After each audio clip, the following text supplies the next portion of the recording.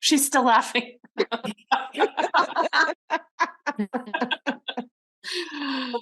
That's so funny.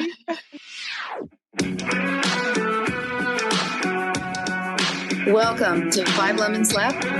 We're the real stuff, the lemons making lemonade.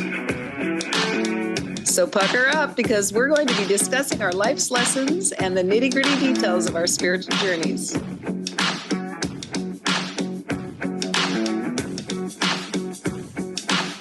Hey y'all, I'm Amanda. And I'm Drusilla. I'm Melissa. Hello, this is Morgan. And I'm Penny. Welcome to our podcast today.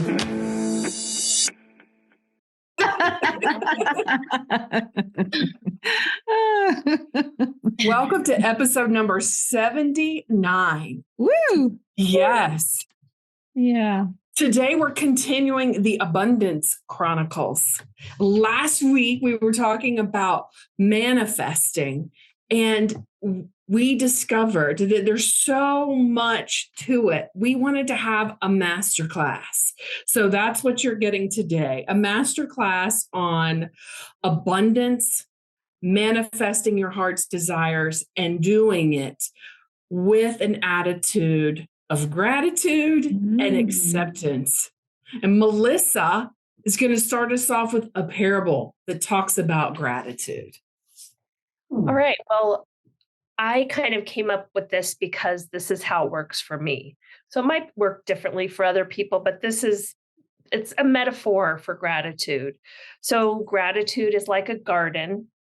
And when you take time to nurture and water the plants, you see them grow and flourish, like gratitude in your life. And the good things, you start focusing on the beautiful flowers in your life, the seedlings, the buds, the beautiful rain that's falling on your garden, all those kind of things. You kind of flip the picture of your life to those beautiful things that are already happening in your life that you don't necessarily pay attention to. And for me, when I started my gratitude practice, I was like planting seeds and just kept planting seeds and never took time to watch it grow. And I was asking for things from the universe, and I just kept asking and asking. But what gratitude did for me was it kind of slowed me down to be able to ask for something and then to take a pause and to see it growing. And the gratitude reflection is seeing that the garden is actually blooming, and you're taking time to appreciate what is already happening, those things that are already blooming in your garden. I think it just sweeps away the negative stuff, and it helps you just to focus on the beauty in your life. That would be my parable. It's beautiful, Melissa. Beautiful. Let me make sure that I'm understanding all the way. Yes. So the seeds that you were talking about planting, those would be like your heart's desires, what you want to manifest, and you're planting those seeds. Sure. And instead of like planting a bunch of different seeds and like planting them and a day later digging them up to see if they sprouted, is that what you're saying? Like, then where does the gratitude come in? I think that's what I'm missing. And if you said it, it didn't click all the way. Like, well, just for me, Yeah. I would ask and ask and ask. And I never took the time to ask and then pause and see what was coming. But the gratitude process is that pausing process, that time where you stop and you're like, these are my blessings. This is what's happening. These are the beautiful, that's the flowering happening in my life. So it's the process of stopping after you plant some seeds and taking stock of what's in your garden. Mm-hmm. Me, I found that it was easier to do that. Well, it wasn't easier. It was more I could see what was happening in my life and all the blessings that I had when I stopped to count them. Mm-hmm. But if I just keep asking for more and more and more every day, I don't see what's already happening in my life. the blessings that are happening. Does that make sense, Amanda? It does. It makes a lot of sense. It's being grateful for what is, right, Melissa, versus future tripping or past tripping or whatever. I think it's just pausing to see what is. Mm-hmm. Taking stock. Yeah. Yeah. And pause to me would be with the going with the gardening. The pause is like the fertilizing your garden. The pause is being present. The feelings of gratitude is what cultivates everything to grow.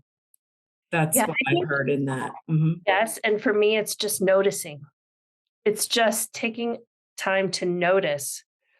That's how gratitude works for me. Mm-hmm. How it works is it pauses me to really see what in the present, what is happening in my life. Instead of looking out in the future to what I'm going to plant tomorrow or what I'm going to ask for or what's not working that I need to figure out tomorrow. It's like, these great things are happening today. So stopping and paying attention brings me to the present, and it really makes me realize the universe has my back. The universe is providing. And if I don't stop and take time to check that out and to see what's happening in my life, I don't see it. I don't pay attention. Yeah, because we're so busy going from one thing to the next. And yeah, that's beautiful. Mm-hmm. Thank you, Melissa. Yeah. Like, what do you do?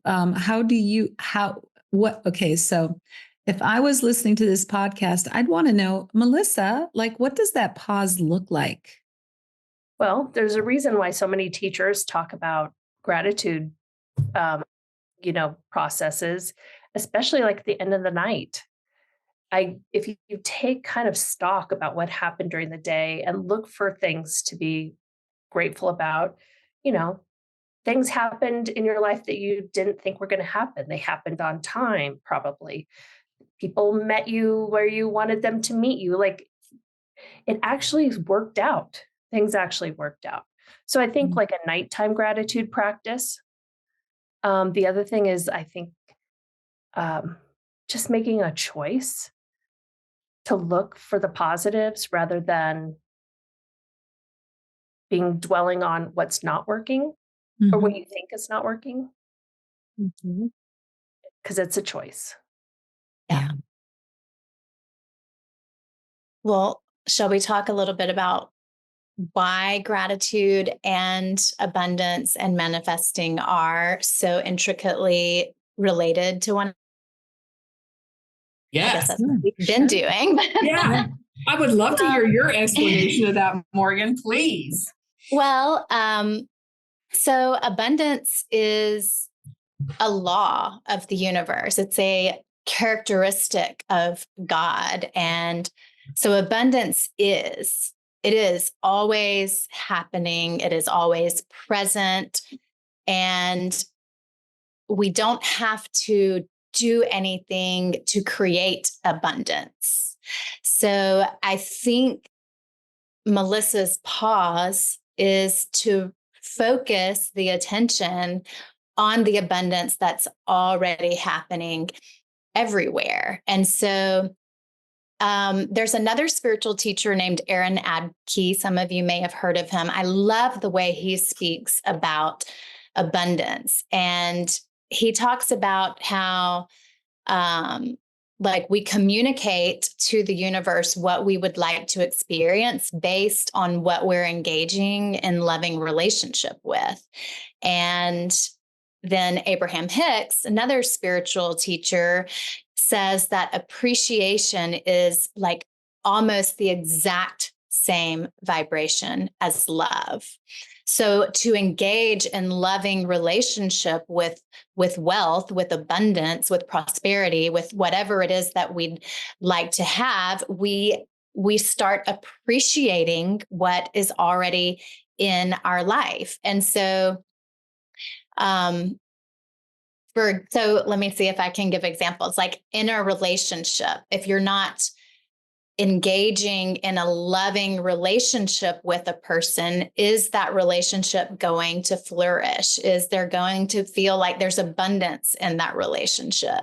With your health, if you're not engaging in a loving relationship with your body, is abundance going to demonstrate in your health? And so it's the same thing with finances and with wealth, and which is not exactly synonymous with abundance, but it's what a lot of us think of when we're talking about abundance.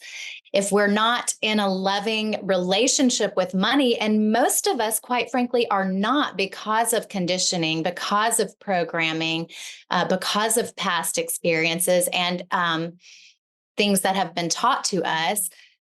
If we're not in a loving relationship with money, then we can't experience that abundance in our relationship with money and in our finances. So appreciation, another word for gratitude, appreciation is how we engage in a loving relationship with these things so that we can start to have that experience of calling into our awareness this abundance that's already happening everywhere. We're just bringing ourselves into the same plane of awareness that it's everywhere always.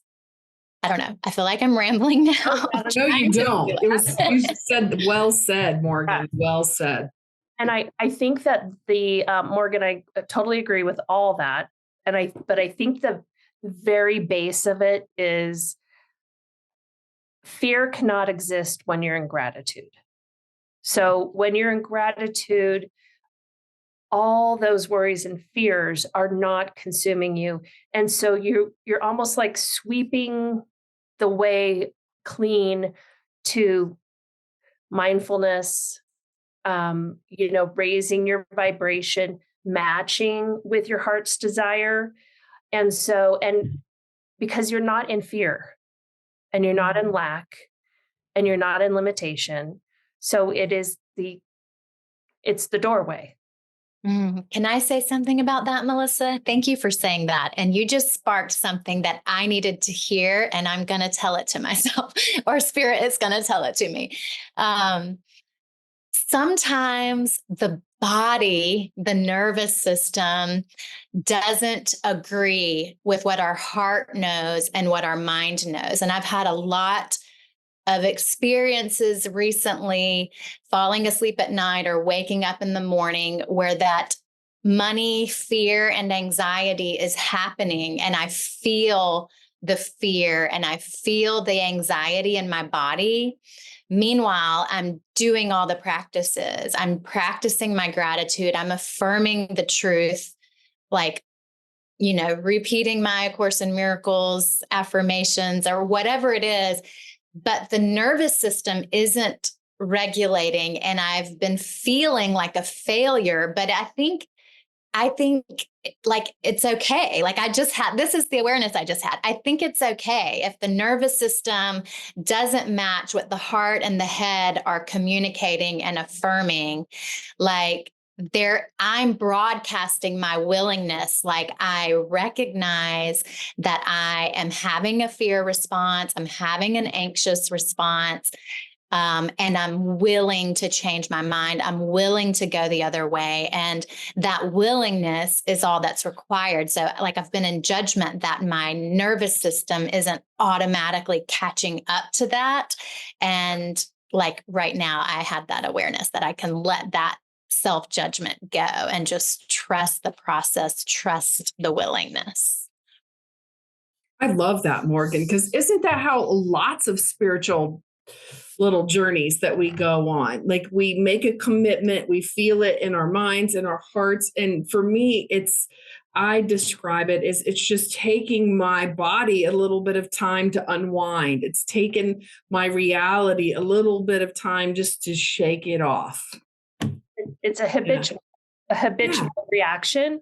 And Morgan, you and I have talked about this, and you've talked about this on this podcast, is that you're making new neuro connections, right? So you can't just expect, I'm going to think something different and wake up the next day and just full mind, body, soul, be into it.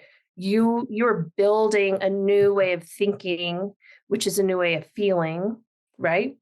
And I have a little exercise that I wonder if we can do. And Morgan, will you be the guinea pig? Okay. Okay. I will. Okay. So let's just use gratitude for your situation. So you're waking up and you're feeling a lot of anxiety and fear about money, right? So how would you use gratitude to change that so you're focused on the positive? And I'm going to start, okay? I'm going to say, I'm grateful that I live in a gorgeous country in Costa Rica.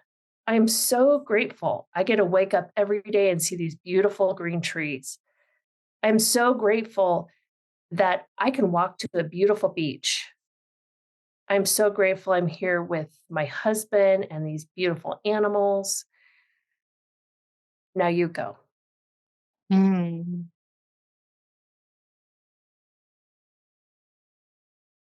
I'm just so grateful for like all of the guidance and clarity that has led to each step of my journey that has brought us here. And grateful that I can trust that that clarity and that guidance is going to continue coming. It's not a well that's going to dry up. It's going to always be flowing. And I'm grateful that uncertainty is not a bad place to be. In fact, that's where security and opportunity lies. And so I can rest in uncertainty instead of being afraid in the uncertainty. And I'm grateful for you all, my mighty companions that help me like remember all of this and practice these practices and bring my fears, worries, and concerns to the light. So I'm going to stop there. So witnessed, and so it is. Yes. Thank you. Yeah. I think that's the gratitude practice. You just start, even just basic, like I have a pillow to put my head on. Mm-hmm. Mm-hmm. I have a loving man laying next to me in bed. I have a home. No one's going to come in and take me out of my home. You just start building like that. And it just clears the way to allowing things to happen and seeing that the universe has your back, Morgan. You're going to be fine. You live in a beautiful place. And so it shifts. It just shifts to your heart's desire. Yeah, thank you for that. You were also talking about your nervous system, that it's not in congruence with your mind, right? And there are some simple things that we can do to help our nervous system to calm down as well. And just this morning, I was on a webinar and the speaker was saying, just be aware of where your hands are and to relax your hands. Because sometimes we're holding so tightly to things that we just need to relax our hands. So he called it bum and hands. And then he said, and then relax your glutes. Because a lot of times we're so tense and tightened up that if we just relax and release our glutes and relax our hands, that can be just a way. Because I don't know about you guys, ladies, but I have spent a lot of my life being outside of my body, and not in my body. And so this year, for about the last year, I've been really working on being in touch with my body and helping my nervous system to calm down, because I have not thought about that as much as I have this last year.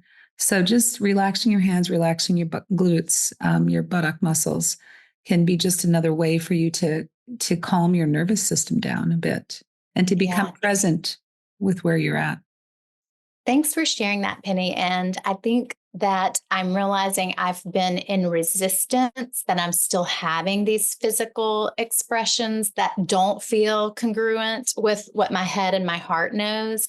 And I can let go of that resistance around what my body is experiencing and let go of judging it and just get a little curious about it and be more loving with it. So Yeah.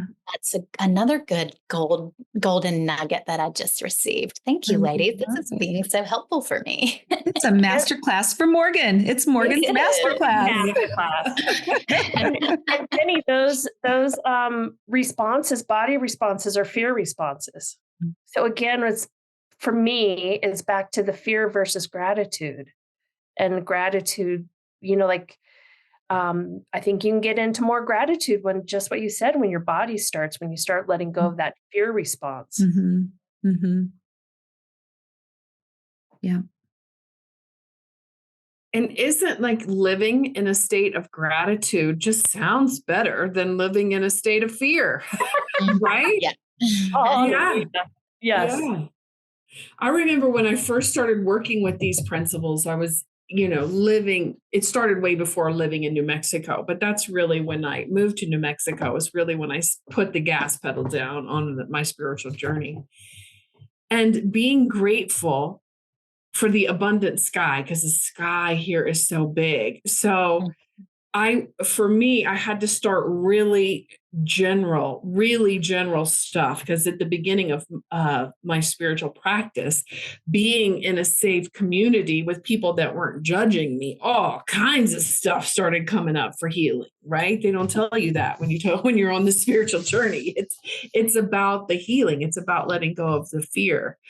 So I had so much stuff come up that I couldn't really dive into specifics. I had to start really, really general. So I am grateful for the sky. I'm grateful for the space. I'm grateful for the trees and the whatever. I started really, really, really general in my gratitude practice. And now looking back, we've been here, we're getting ready to have our 6th anniversary of living here.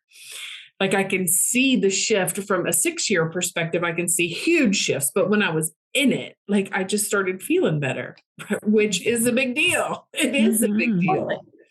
Yeah. So the pausing to appreciate, Melissa, I love the way that you're saying that, and you've said it a couple times, and it's just now sinking in. It's the pause, it's the gratitude, it's that space between that brings the present moment. And gratitude, that feeling of gratitude, is just amazing. And who said that gratitude and love were the same? Abraham Hicks says that they call it appreciation. They say appreciation is a little bit different from gratitude. Okay. And that appreciation is almost the identical vibration as love. Yeah. Yeah. So at the beginning, in my intro, I said gratitude and acceptance are part of abundance. So how does acceptance work into this? Because I didn't want to sit in my dirty diaper and accept that, right? So how does that work? I first wanted just to run back 1 second. I had an intuitive hit to talk about just one more second on gratitude. And I remembered the quote that music is the space between the notes. It's not the notes themselves. And so that's really what you're talking about, Melissa, is that our life is the space between, I don't know how to put that into a metaphor right now, but it's the space between. And just like music is the space between the notes, it's not the notes exactly. Morgan, what were you going to say? I know how to put that into a metaphor. Okay. And we've talked about this before. It's like in a yoga practice, it's not the asana. It's not getting to the completion or the perfection of the asana. It's like the journey from one movement to the next. And such is life. It's not about a destination of, when abundance shows up in my life in this form. It's the whole space between. Maybe. Yeah, I think that. Yeah. Thanks, Morgan. I've been doing yoga wrong. Well, it's not a form of exercise, Amanda. Everybody thinks it is, but it's really not.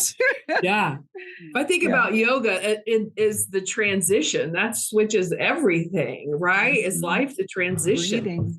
Yeah. Wow. You got to remember to breathe when you're doing asana. Yeah, absolutely. And And life. I just want to share one other thing too before we move into acceptance. Maybe somehow I can tie this in, but it goes directly back to Melissa's metaphor at the beginning of our call. We had someone come out and do some yard work for us this week. We've been in this house for 2 months and we haven't had any yard work done, and things grow rapidly here in the jungle, and lots of weeds had started to come up. We have planted some plants, and I have planted lots of seeds from different fruits and vegetables that we've eaten. And I had no idea what was where anymore, because there had been so many different, I hate the word weed, but so many different native plants coming up, intermingled with where I had planted other things. And so he came and cleared out a bunch of stuff and pointed out that we had melons growing. Several different melons were already not reaching maturity, but adolescent, I would say. Mm-hmm. And we had a couple of papaya trees that are like as tall as me now. Wow. I didn't know that they were papaya trees, but I mean, I knew I had planted them, but I did the thing, Melissa, where I scattered a bunch of seeds, but I didn't give them a lot of my attention. I let a lot of other stuff grow up around them.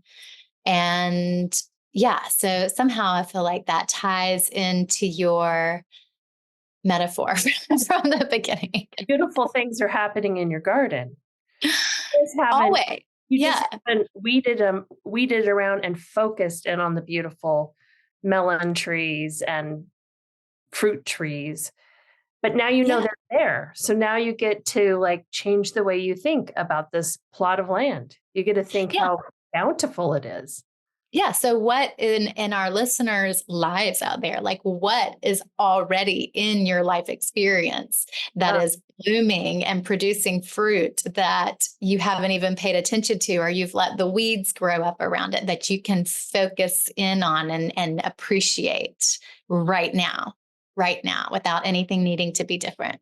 Mm-hmm. And remember to bloom where you're planted. Right? I mean, that's appreciation and acceptance all in one. It is. Yeah. It is. To bloom where you're planted is big time acceptance. Mm-hmm. Yeah.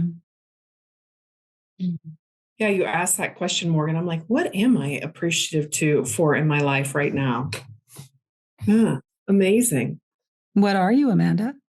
Well, I'm appreciative for my time riding my horse River. I'm appreciative for my relationship with my husband and how it grows and changes and develops. I'm appreciative for the amount of time and space that I have in my life, and I'm appreciating myself for allowing it.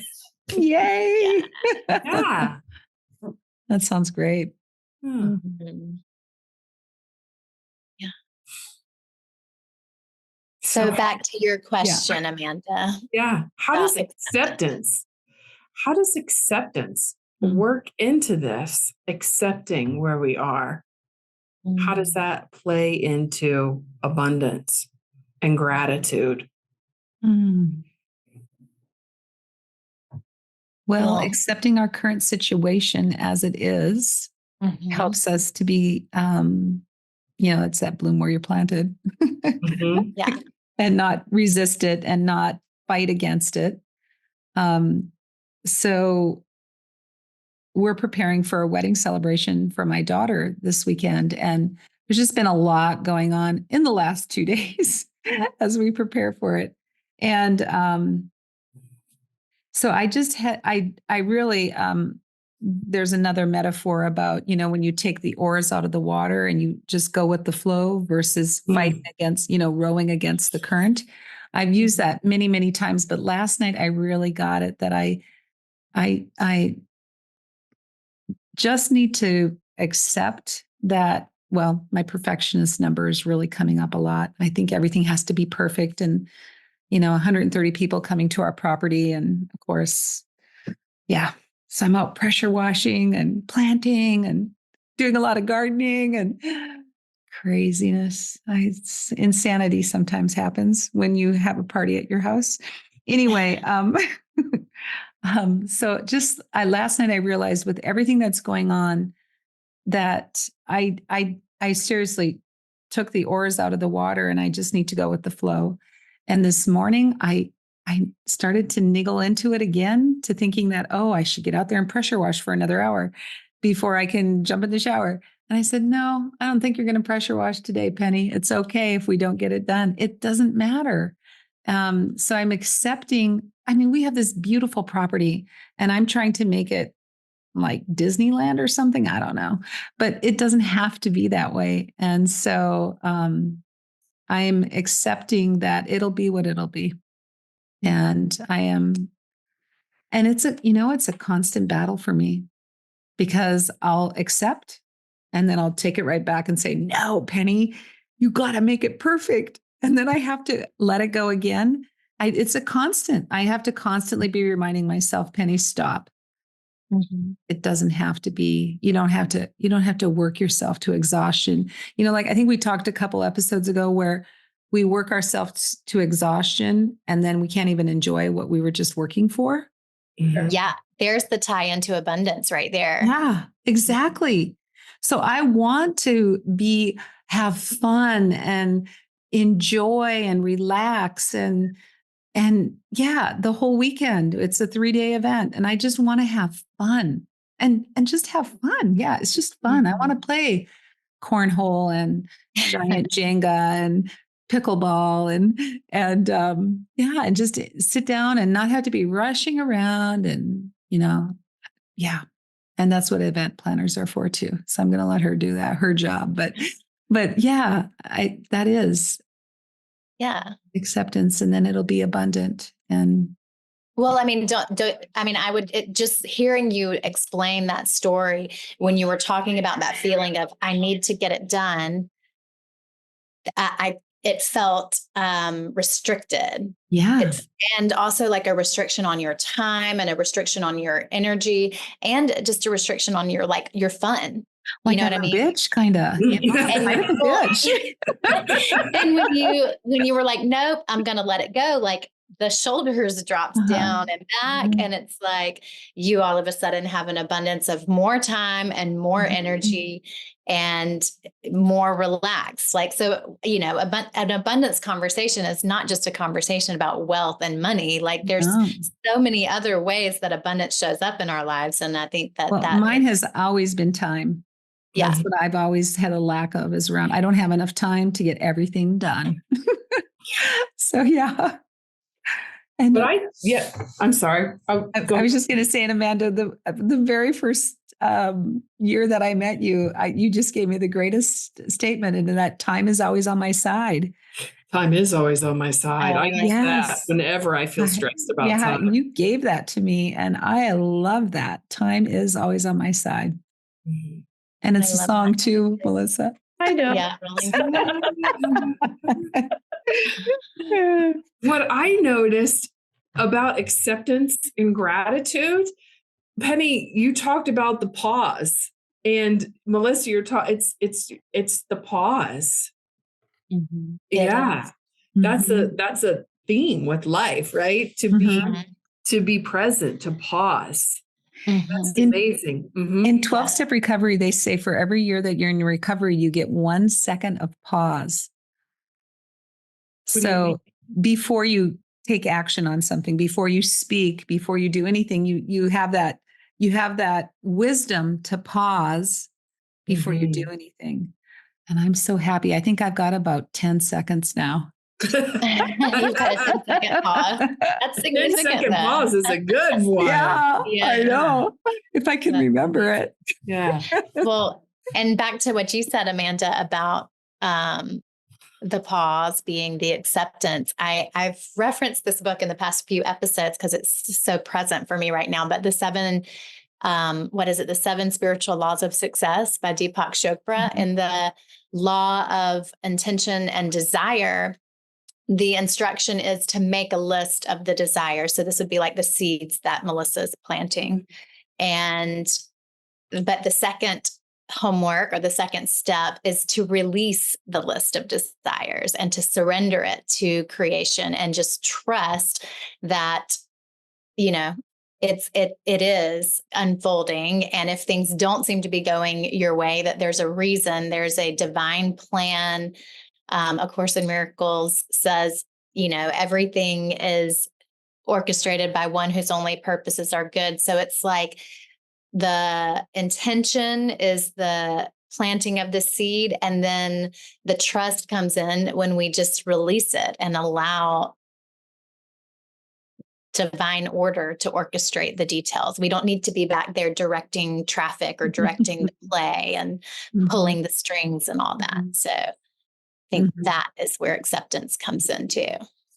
Yeah. And that is definitely masterclass material, right? It's the setting an intention. It's partnering up with your mighty I am presence, whatever you call the G word, whatever that is.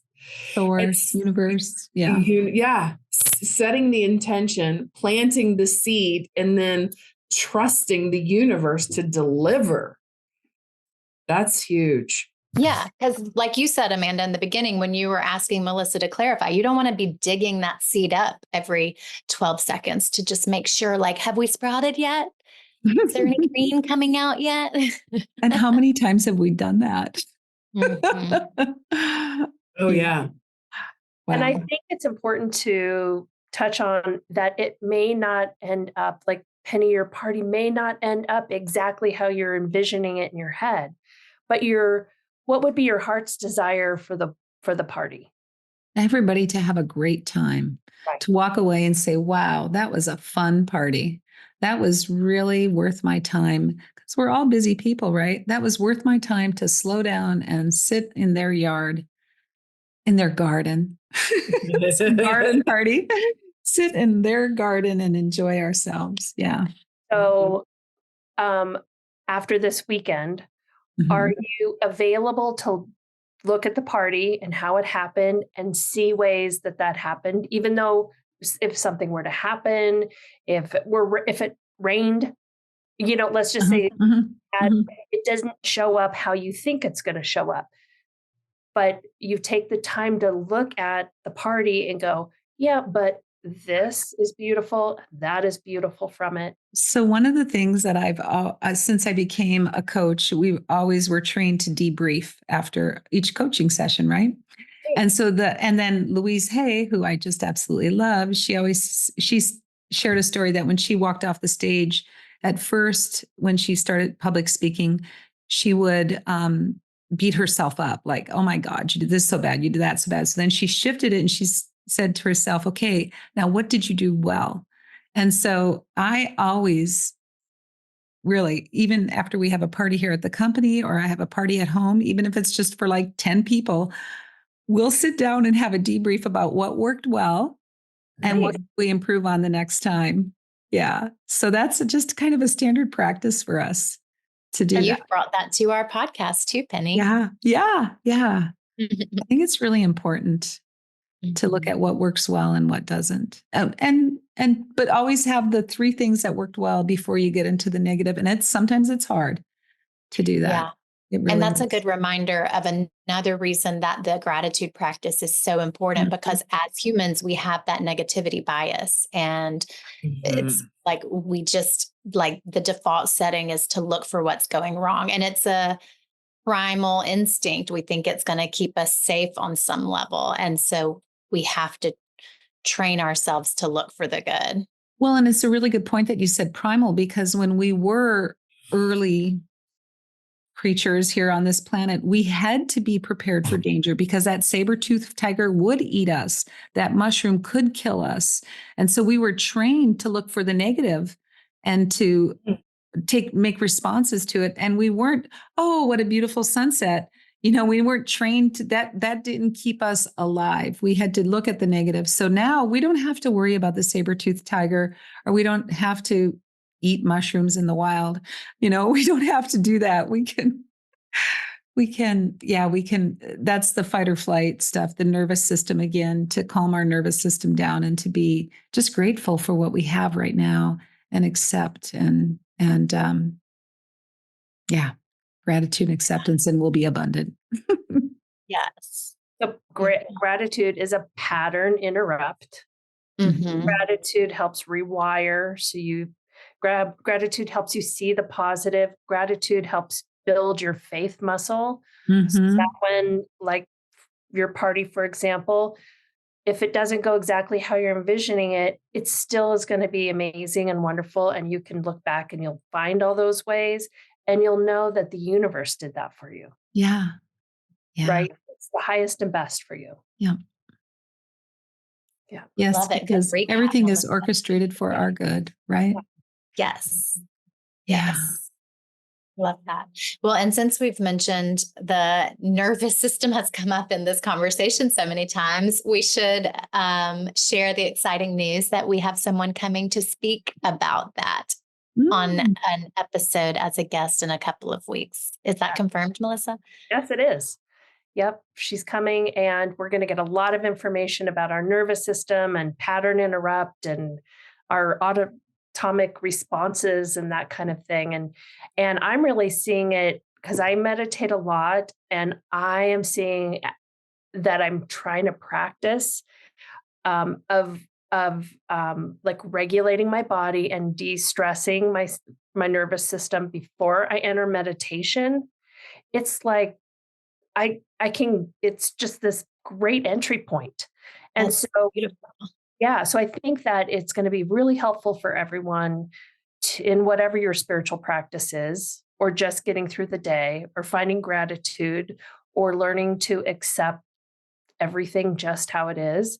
I think we're going to learn a lot of practices to help us, really slide right into that. I love that. Mm-hmm. Yeah. I mean, going back to, I mentioned, I know we need to wrap, but I mentioned Aaron Abke at the beginning of the call, and one practice that he recommends is to hit things at multiple levels. So we address the gross level, which is the physical, the subtle level, which is the mind, and the causal level, which is the spirit. So, I think kind of that's what you're talking about. Like, it's great to have a meditative practice, but which I guess the meditative practice would be like the causal spirit level. But if our subtle mind level is all over the place, or our gross physical level is like all up in knots, then we're probably not going to get very deep in our meditation. So yeah, I love that. And you know that the whole reason why yoga came about was just to prepare our body for meditation. That was it. That's why it was created. There you go. Yeah. So that's the gross, right? Yeah. Muscles. I think it's probably gross and subtle. Mm-hmm. Okay. Well, any final words of wisdom from anyone? The pause. I mean, that's my takeaway, right? Mm-hmm. Accepting what's around me, shifting to gratitude. The pause is the key to all of that. Wow. Partnering up, pause. Mm-hmm. Yeah. Beautiful, Amanda. Thanks for summing up the whole episode. We'll just call it the pause. So thank you all. Oh, Post-it notes. Oh my gosh. Yeah. So the very first one, I really liked what you said, Melissa. Gratitude takes stock at night. What am I grateful for? I liked that. And then I added this one since Morgan mentioned money. I said, time and money is always on my side. And everything is orchestrated for our good. Yay. Yay. Love that. Yeah. So thank you everyone for joining us. We just are so grateful and thankful that you all keep returning week in and week out. And we'll continue to manifest an abundant podcast for you that you can accept and appreciate. Am I working at it okay here to tie it all together? Anyway. You got it. So we do love and appreciate feedback, and thanks for letting us know when you're listening. We have so many great listeners. It's just so fun. Anybody have any announcements, anything that's coming up in your professional life that you'd like to share with our listeners? I'm going to be doing Sundays with Spirit a couple of times. And I get to talk about my horse River and how that relates to my spiritual journey and my spiritual growth. Awesome. I know. So Do you know the dates, Amanda? on the 30th, on June the 30th, and August the 4th. All right, cool. Love it. Sundays with Spirit. Mm-hmm. You can go to jenniferhadley.com and you can find all about Sundays with Spirit. So just remember, you all, we're on this journey together. And as we squeeze the lemon a little bit more each week, we are bringing you some juicy tidbits to help you have your journey enhanced if you choose. Anyway, so thanks so much for tuning in to episode 79. Have a great rest of your week. Bye, y'all. Bye. Bye-bye.